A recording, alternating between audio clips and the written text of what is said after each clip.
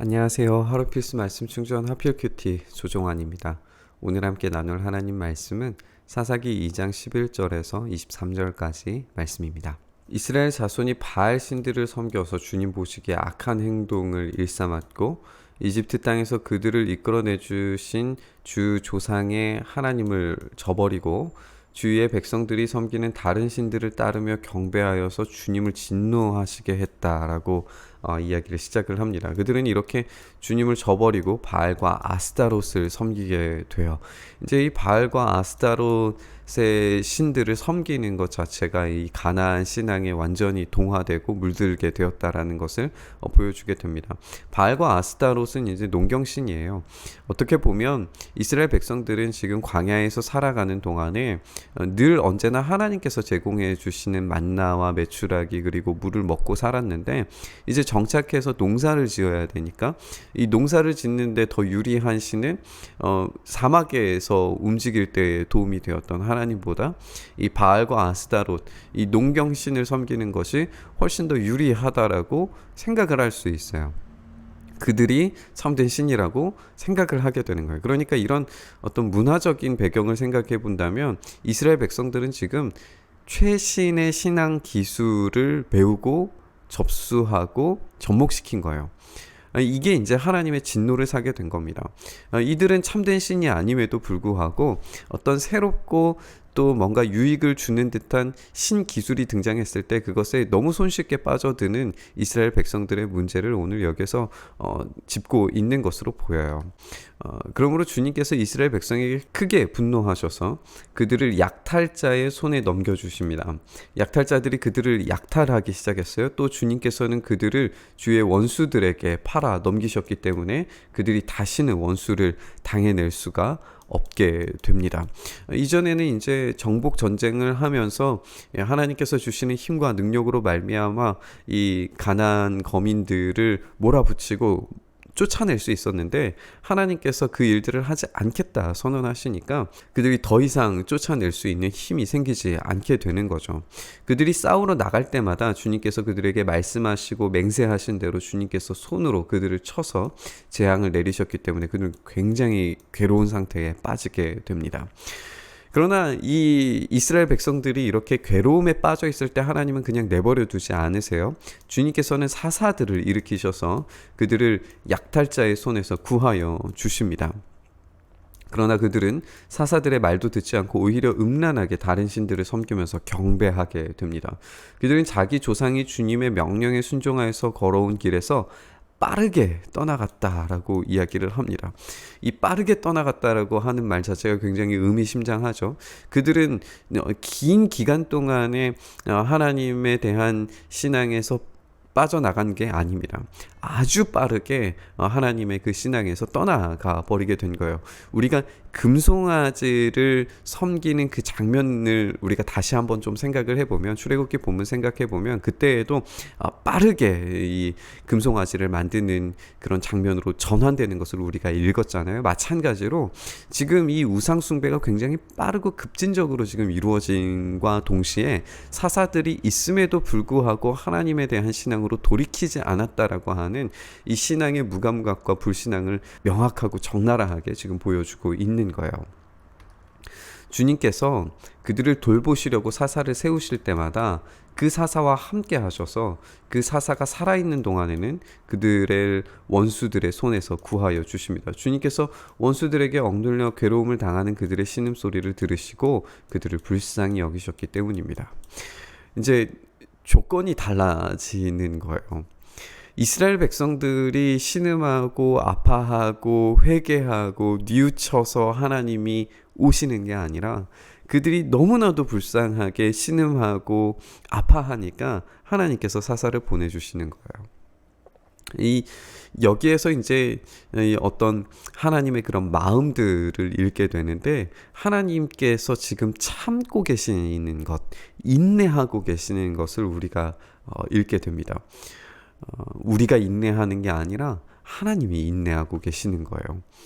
사사가 죽으면 백성들은 다시 돌아가서 그들의 조상보다 더 타락하게 됩니다. 다른 신들을 섬기고 따르고 그들에게 경배합니다. 그러나 악한 행위와 완악한 행실을 버리지 않았어요. 회개하지 않습니다. 뉘우친 게 아니에요. 그러므로 주님께서 이스라엘 백성에게 크게 노하셔서 이렇게 말씀하십니다. 이 백성이 내가 그들의 조상과 세운 언약을 어기고 나에게 순종하지 않았다.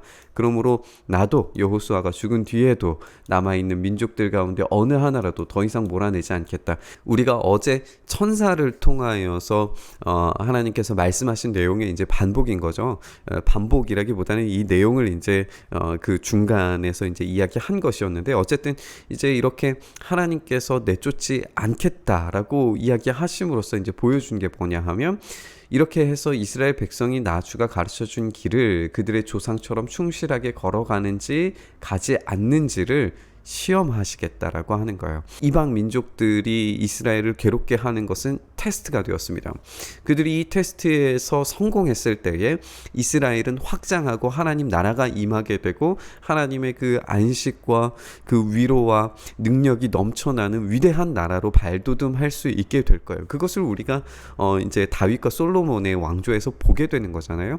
그러나 이들이 이런 시험에서 실패했을 때에는 이 사사기 반복되는 이 하나님에 대한 반역과 배신과 불신앙이 가지고 오는 이 처참한 모습을 우리가 확인을 하게 될 겁니다. 그래서 주님께서는 다른 민족들을 얼른 몰아내지 않으시고 그 땅에 남아있게 하셨고 여호수아에게도 그들을 넘겨주지 않으셨다라고 이야기를 합니다. 이 모든 것들이 이 테스트를 위한 것이었습니다. 오늘 본문은 빠르게 일탈하는 이스라엘을 아주 적나라하게 고발합니다. 하나님은 이스라엘을 약탈자의 손에 넘기시고 약탈자들로 하여금 이스라엘을 괴롭게 만드십니다. 이들은 사사들의 말도 듣지 않고 음란하게 다른 신들을 섬기고 명령에 불복종하는 배반의 민족입니다. 그들은 죄를 회개하거나 뉘우친 것처럼 보이지가 않아요. 그저 원수들에게 억눌려서 괴로움을 당하고 신음할 뿐입니다.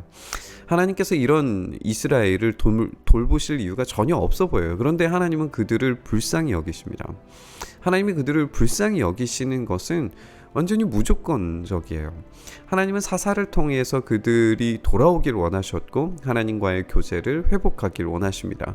그래서 원수들은 그들에게 테스트가 되는 거예요. 원수들이 섬기는 신들을 버리고 전적으로 하나님께 순종하고 헌신하는 자리에 돌아왔을 때에 하나님의 약속은 완전히 완성되게 될 거예요.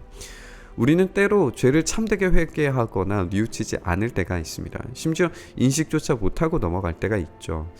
여전히 삶에 눌리고 괴롭고 억울하고 신음하는 삶일 수 있습니다. 그런 우리들을 아무 조건 없이 불쌍히 여기셔서 예수 그리스도를 우리에게 보내시고 그분을 통하여서 우리를 구속하기를 원하시는 것이 하나님의 마음입니다. 그런데 여기에 조건이 있어요. 그 조건은 뭐냐면 전적인 순종과 헌신입니다. 우리들의 시험들은 이런 테스트가 될 거예요. 이 테스트는 늘 사사를 보내셨던 것처럼 성령님을 보내셔서 이길 수 있는 힘을 주심으로써 극복이 될 거예요.